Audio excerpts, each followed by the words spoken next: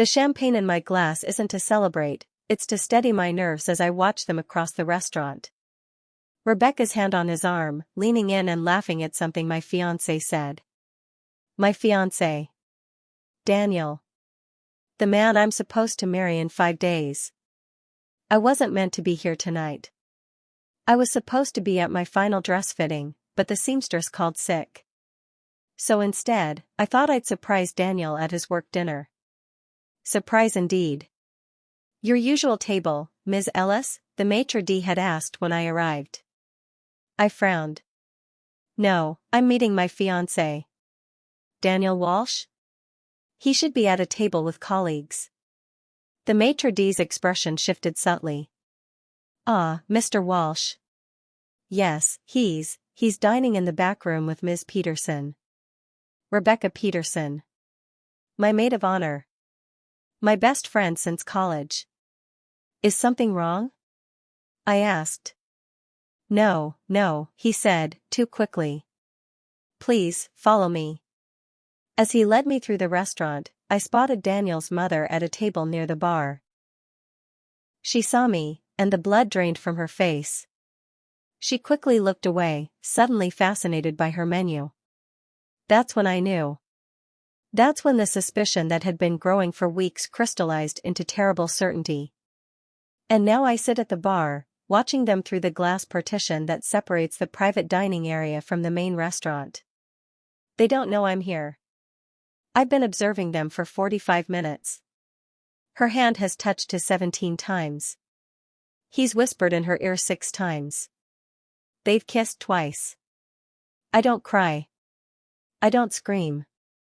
I don't storm over and create a scene. Instead, I take out my phone and scroll through my contacts until I find the number I've never used. Daniel's brother. Ethan. The black sheep. The one who left 10 years ago after a massive falling out with the family. The one Daniel hasn't spoken to in years. The one whose name is forbidden at Sunday dinners. I press call. Hello? His voice is deeper than Daniel's, rougher around the edges. Ethan? This is Julia Ellis. We met once, years ago, at Daniel's graduation. My voice is steady. Clinical. I need to make you an offer. I don't understand, my mother says 3 days later. You want to postpone the wedding?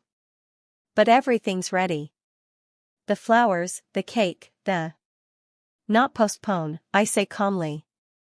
The wedding will happen as planned. Just with a different groom. My parents exchange worried glances. The living room of their suburban home feels too small, too warm. Julia, honey, my father begins, if you've having cold feet. It's not cold feet when your fiancé is sleeping with your maid of honor. The words hang in the air like smoke. And it's not cold feet when his entire family knows and has been hiding it from you. My mother gasps. My father's face hardens.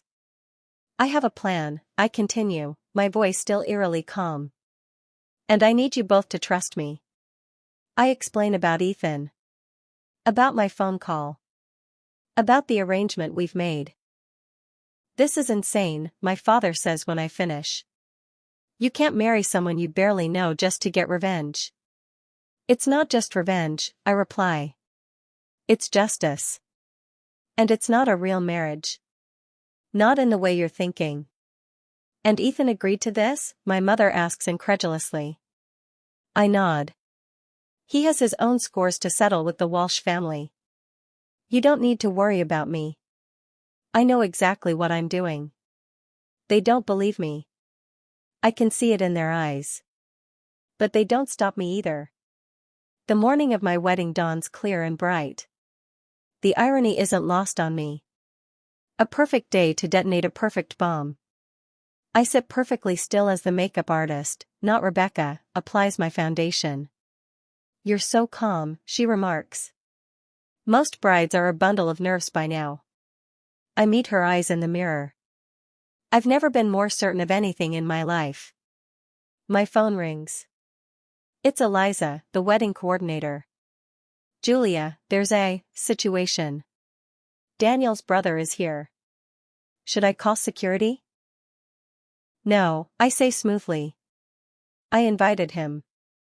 You, what? But the family, they specifically said. I'm the bride, Eliza.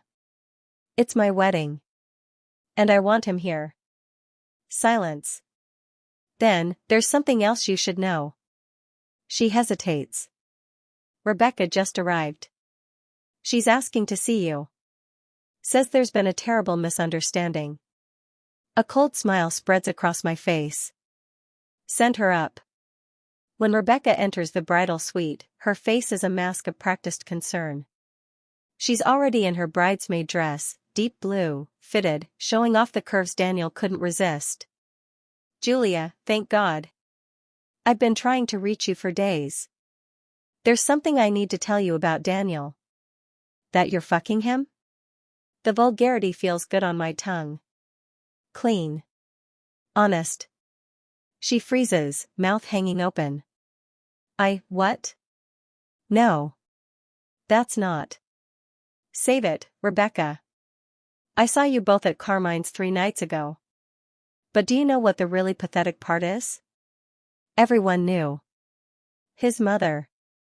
His cows. Ins. Even Eliza, apparently. Everyone except me. Rebecca's face crumples. It just happened, Jules. We didn't mean to. How long? She looks at the floor. 8 months. 8 months. More than half our engagement. Get out. Julia, please, I'm so sorry. Get out. My calm finally cracks, just a little. Just enough. She backs away, tears streaming down her face. As if she's the victim here. You'll still be part of the ceremony, I tell her as she reaches the door. Just not in the way you think. The church is packed. Daniel's large, wealthy family fills the right side. Mine, smaller, less flashy, occupies the left. Daniel stands at the altar, handsome in his tuxedo, smiling that boyish smile that once made my heart race. His best man beside him. Rebecca in line with the other bridesmaids, her eyes red-rimmed but still here, still playing her part. Still thinking she's won. The music starts. The traditional wedding march. My father takes my arm. Are you absolutely sure about this? He whispers. Absolutely, I reply. We begin our walk down the aisle. Daniel's smile broadens. Then falters, just slightly, when he sees the steel in my eyes. But it's what happens next that causes the first real murmur among the guests. Halfway down the aisle, I stop. My father, prepared for this moment, releases my arm. And from the back pew on Daniel's side, a figure rises. Ethan. Taller than I remembered. Broader. His face harder, but his eyes kind in a way Daniel's never were. A collective gasp ripples through the church as Ethan steps into the aisle. Daniel's mother half rises from her seat, her face a mask of horror. Daniel himself seems frozen, unable to process what's happening. Ethan joins me, taking my arm where my father left off. Together, we continue toward the altar. What the hell is this? Daniel finally finds his voice as we approach. Julia, what are you doing? Ethan, you're not welcome here. I smile serenely. Actually, he is. I invited him. The officiant looks between us, confused. I don't understand, who am I marrying today? Me, I say clearly, to Ethan Walsh. The church erupts. Daniel's face turns purple. Rebecca sways on her feet. Daniel's mother actually shrieks. You can't do this. Daniel grabs my arm. Ethan steps forward, his voice quiet but carrying an unmistakable threat. Take your hand off her. Daniel releases me as if burned. He turns to the assembled guests. This is insane. Tell them, Rebecca. Tell them what's going on. All eyes turn to Rebecca, who looks like she might vomit. What's going on, I say loudly, addressing the entire church, is that my fiancé and my maid of honor have been having an affair for 8 months. And everyone, I sweep my arm toward Daniel's family, everyone knew and said nothing. So yes, I've made a change of plans. The silence is deafening. Then the whispers start, a rising tide of shock and scandal. Daniel's father stands up. This is outrageous. You cannot marry Ethan. He's not even part of this family anymore. Precisely why I chose him, I reply. The officiant clears his throat. I'm not sure I can legally. The license has been changed, Ethan speaks for the first time. His voice is deep, firm. We filed the paperwork yesterday. It's all legal. Daniel lunges forward, but his best man holds him back. Rebecca has sunk to the floor, her perfect makeup streaked with tears. Daniel's mother is being fanned by her sister. Do you want to continue? The officiant asks us quietly. Ethan looks at me. This is the moment where our plan could fall apart. The moment where I could still back out. Yes, I say firmly. We continue. The ceremony is short. Clinical. No flowery vows, no romantic promises. Just the legal minimum required to make it binding. When Ethan slips the ring on my finger. Not the one Daniel chose, but a simple band we bought yesterday, his hand is steady. When he kisses me, it's brief, respectful. A business arrangement sealed. We walk back down the aisle together, past the shocked faces, past Daniel's fury and Rebecca's tears, past my parents' concern and the morbid fascination of the guests who just witnessed the society scandal of the year. Outside, a different car than the one Daniel and I had planned to use waits for us. A sleek black SUV instead of the vintage Rolls-Royce. Ready? Ethan asks as he holds the door for me. I look back at the church. Daniel has stormed out a side exit. Rebecca is being consoled by another bridesmaid. Guests are spilling onto the steps, phones already out, the news spreading like wildfire. Ready, I confirm. You really went through with it, Ethan says later that night. We're in a hotel suite, not the honeymoon suite Daniel and I had booked, but a different hotel entirely. Ethan sits across from me, jacket discarded, tie loosened, nursing a whiskey. I've changed out of my wedding dress into a simple slip dress. Did you think I wouldn't? I ask. He shrugs those broad shoulders. Most people's revenge fantasies stay fantasies. I'm not most people. Clearly. A small smile plays at the corners of his mouth. The look on my mother's face alone was worth it. We sit in companionable silence for a while. It should be awkward, I married a near stranger today, but somehow it isn't. Why did you agree? I finally ask. When I called you? Ethan takes a slow sip of his whiskey. Because I've been waiting 10 years for a chance to show them what they lost when they chose Daniel over me. What happened between you two? Daniel never talked about it. Of course he didn't. Ethan's eyes harden. Short version? I caught him embezzling from our father's company. When I confronted him, he turned it around, made it look like I was the one stealing. And they believed him. Golden boy Daniel, who could do no wrong. I process this. And no one ever found out the truth? Oh, someone figured it out eventually. An accountant. But by then, I was gone. Disinherited. And Daniel had wormed his way deeper into the family business. He studies me. Did you know any of this? I shake my head. Daniel said you had a gambling problem. That you stole to cover debts. Ethan laughs, but there's no humor in it. Classic Daniel. Always the innocent victim. We fall silent again. Outside, the city lights twinkle. What happens now? I ask. With us, I mean. We stick to the plan. 6 months of marriage. Public appearances as needed to sell it. Then a quiet, amicable divorce. He raises his glass to me. Congratulations, Mrs. Walsh. You've just pulled off the revenge of the century. I clink my glass against his. To new beginnings.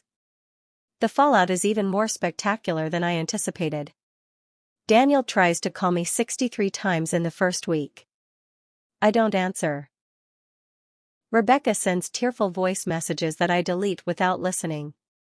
Daniel's mother attempts to have the marriage annulled, claiming I was not of sound mind. It goes nowhere. Meanwhile, Ethan and I craft our narrative carefully. We release a statement saying we reconnected months ago, fell in love, and couldn't deny our feelings any longer. We're photographed having dinner, walking in the park, looking for all the world like newlyweds.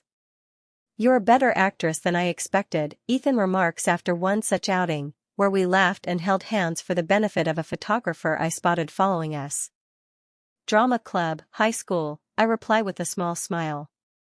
I played Lady Macbeth. Fitting. I'm staying in Ethan's apartment, a modern, minimalist space nothing like the traditional home Daniel and I had chosen. Separate bedrooms, of course. A marriage in name only. But as weeks pass, I find myself enjoying Ethan's company more than I expected. He's thoughtful. Reads actual books. Makes coffee exactly how I like it without being asked twice. 1 month after the wedding, the first cracks in Daniel and Rebecca's relationship appear publicly. They're photographed arguing outside a restaurant. 2 weeks later, Rebecca is spotted moving her things out of what I assume is Daniel's apartment. Trouble in paradise, Ethan observes, showing me the gossip site on his phone. I feel a vindictive satisfaction, but it's duller than I expected. They deserve each other. They do, he agrees. But you deserved better than both of them. His words catch me off guard. Our eyes meet, and something shifts in the air between us. He clears his throat and turns away. I have a business dinner tonight, he says. Don't wait up. I watch him go, confused by the tiny pang of disappointment I feel. 3 months after our wedding, Daniel's world truly begins to unravel. It starts with whispers about financial irregularities at Walsh Industries. Then an official investigation. Then Daniel being escorted from the building, his personal items in a box. Did you know this would happen? I ask Ethan that night. He's cooking dinner, another surprise, that he actually knows his way around a kitchen. The scent of garlic and wine fills the apartment. I suspected, he admits, stirring the sauce. Once I was back in the picture, it was only a matter of time before someone connected the dots about what really happened 10 years ago. Did you help them connect those dots? His eyes meet mine, unrepentant. I may have had lunch with the new CFO last week. Old friend from business school. I consider this. I should feel bad about it. But you don't. No, I realize. I don't. He plates the pasta, a rich mushroom ragu. As we eat, I find myself studying him. The way his forehead creases when he concentrates. The small scar above his right eyebrow. The strength in his hands as he refills my wine glass. What? He asks, catching me staring. Nothing, I say quickly. Just, this isn't how I pictured my life 3 months after my wedding day. Better or worse? I consider the question seriously. Different. But not worse. His smile does something strange to my heartbeat. 4 months in, Rebecca reaches out again. Not to me, she wouldn't dare, but to my mother. She's a mess, Julia, my mother reports during our weekly lunch. Lost her job. Apparently she's drinking too much. That's not my problem, I say firmly. No, it's not, my mother agrees. But I'm worried about you. This revenge plan, it's not healthy to build your life around making others suffer. I'm not. Aren't you? You're still married to a man you barely know. I know him better now, I say defensively. My mother gives me a long look.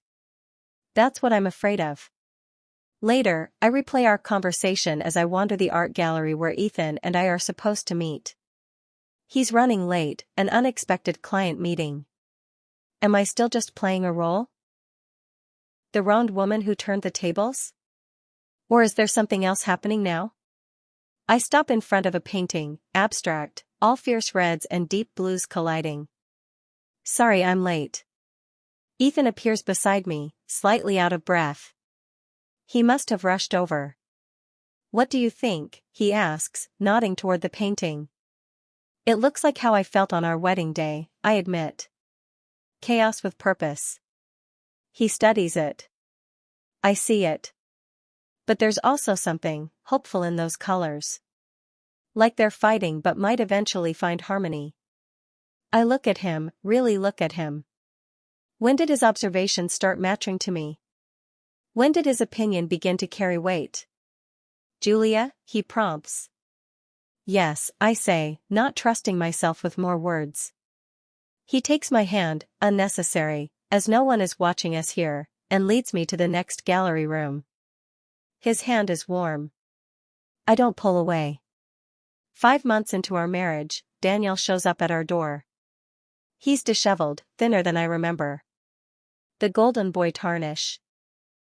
Julia, he says when I open the door. His eyes are bloodshot. Please, I need to talk to you. I should shut the door in his face.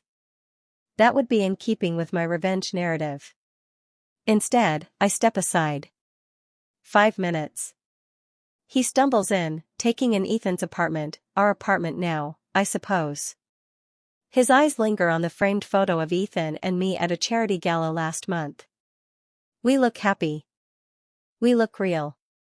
I've lost everything, Daniel says, his voice breaking. The company. My reputation.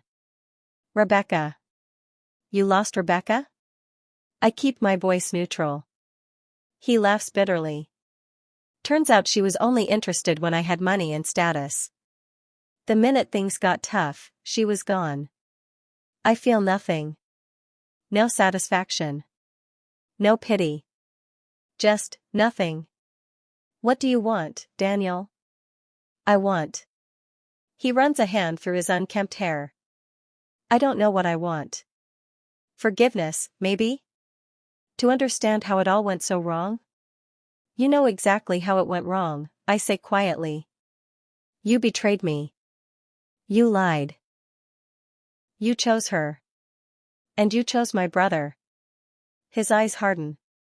Was that it? Was this all an elaborate setup? Were you seeing him behind my back? The accusation is so ludicrous I actually laugh. No, Daniel. Unlike you, I was faithful. I didn't even know Ethan until I called him after seeing you with Rebecca. Daniel shakes his head, unwilling or unable to accept that he is the architect of his own downfall. It's not fair. You're thriving while I'm. He gestures vaguely at himself. The door opens before I can respond. Ethan walks in, freezes at the sight of his brother. What's he doing here? Ethan's voice is dangerous, low. He's leaving, I say firmly, moving toward the door. Daniel looks between us, desperation in his eyes. You can't possibly love him. This is all for show. It has to be. I don't answer. I don't owe him an answer. Get out, Ethan says. Daniel's face twists. You stole my life. No, I cut in. You threw it away. There's a difference. After Daniel leaves, Ethan and I stand in silence. Are you okay? He finally asks. Yes, I say, surprised to find it's true. Seeing him. I thought I'd feel triumphant. But I just felt sorry for him. Ethan nods. That's how you know you're healing. He moves to the kitchen, starts making tea, a habit he's developed when one of us is stressed. The domesticity of it suddenly strikes me. How comfortable we've become. How aligned. Ethan, I say slowly. We're supposed to get divorced next month. His back stiffens. He doesn't turn around. I know. What if? I hesitate. What if we didn't? Now he turns, his expression careful. What are you saying, Julia? I'm saying this stopped being just revenge a long time ago. At least for me. He sets down the kettle, crosses to me in 3 long strides. His hands frame my face, gentle but sure. For me too, he admits. Weeks ago. When he kisses me, it's nothing like our wedding day kiss. Nothing businesslike about it at all. It's real and raw and revelatory. So what now? I ask when we break apart. Now we try for real, he says simply. If you want to. I do want to. More than I ever expected.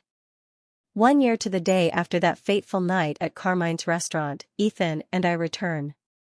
Same table at the bar. Same view of the private dining room. But everything else has changed. Daniel has left the city, I've heard. Working some mid-level job in his uncle's company out west. Rebecca tried to recast herself as a wellness influencer, but her past caught up with her when one of the bridesmaids sold the whole sordid story to a women's magazine. Daniel's parents divorced, apparently the scandal was the final straw in an already strained marriage. Any regrets? Ethan asks as he raises his champagne glass. I consider the question carefully. About the way it happened? No. About the pain it caused others? Sometimes. But mostly I'm grateful. For what? For finding out who Daniel really was before I married him. For discovering who my true friends were. For having the courage to blow up my life rather than settle for a lie. I meet his eyes. For finding you. He smiles, that slow, genuine smile that now quickens my pulse for entirely different reasons than it did a year ago. To unexpected happy endings. We clink glasses. From disaster came clarity. From betrayal came truth. From a marriage of convenience born of revenge came something I never expected, love, trust, and a partner who sees me clearly and chooses me daily. My bridesmaid stole my groom, and inadvertently gave me a life better than anything I could have planned. Looking back, I can honestly say, I'm the one who won.